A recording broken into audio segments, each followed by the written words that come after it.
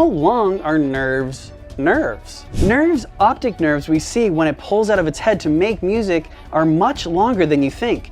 If laid out in a straight line, optic nerves measure to about 17 feet or 5 meters. Now, if you think that sounds impossible, humans have a similar measurement in our bodies, as our small intestines measure to about 22 feet or 7 meters.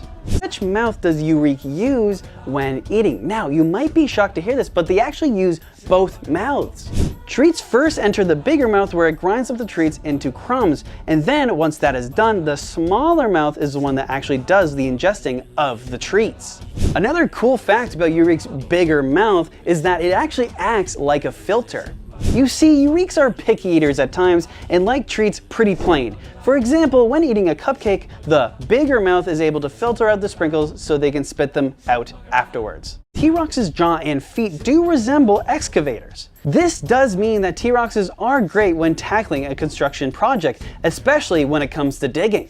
T-Rexes in general also love digging for fun as well, though they always need to make sure they aren't digging into a dipster's burrow.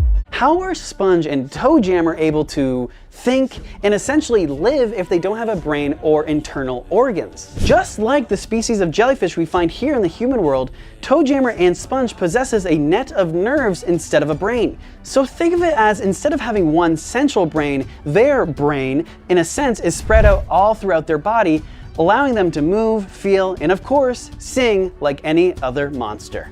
Can a dream mythical exist outside of the dream space? And the answer to that is no, they would disappear. This is mainly because they would lose the magic of dreamcraft provided by the catalyst, who also can only exist in the dream space.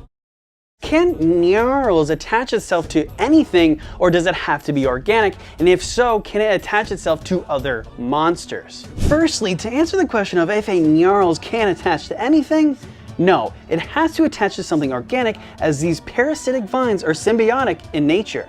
Now, could they attach themselves to other monsters? Theoretically, maybe, but I assume they choose not to, as it would be rather rude to do that to your friends.